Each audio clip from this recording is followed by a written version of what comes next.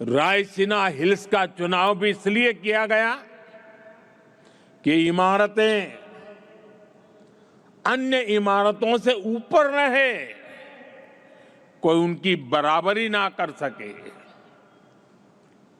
अब संयोग से सेवा तीर्थ का ये पूरा परिसर किसी पहाड़ी पर न होकर जमीन से ज्यादा जुड़ा है।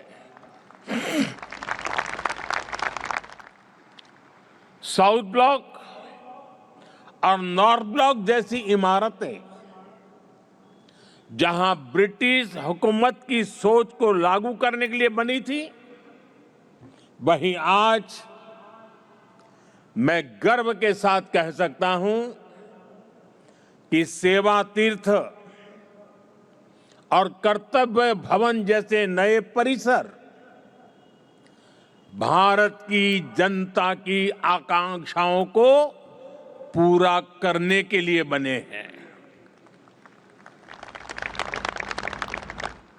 यहां से जो फैसले होंगे वो किसी महाराजा की सोच को नहीं, 140 करोड़ देशवासियों की अपेक्षाओं को आगे बढ़ाने का आधार बनेंगे। इसी अमृत भावना के साथ आज मैं ये सेवा तीर्थ,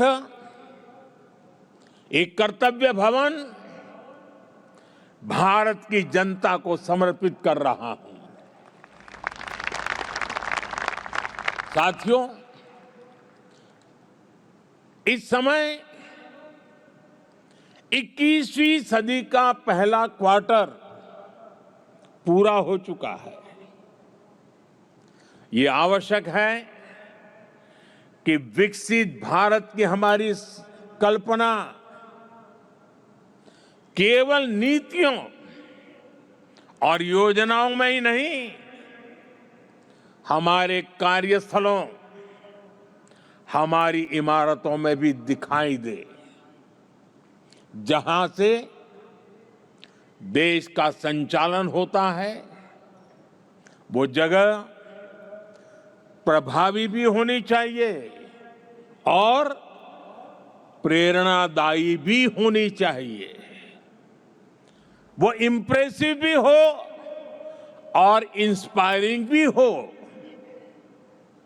आज नई नई टेक्नोलॉजी तेजी से हमारे बीच जगह बना रही है, लेकिन इन सुविधाओं के विस्तार के लिए, नए टूल्स के उपयोग के लिए पुरानी इमारतें नाकाफी पड़ रही है।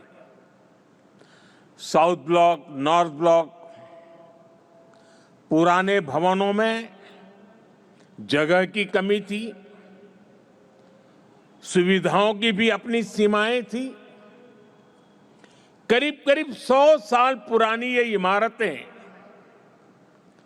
भीतर से जर्जर होती जा रही थी। इसके अलावा भी कई चुनौतियां थी।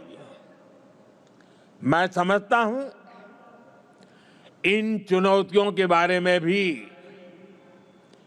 देश को निरंतर बताया जाना जरूरी है। जैसे आजादी के इतने दशकों के बाद भी भारत सरकार के अनेकों मंत्रालय दिल्ली के 50 से ज्यादा अलग अलग स्थानों से चल रहे हैं।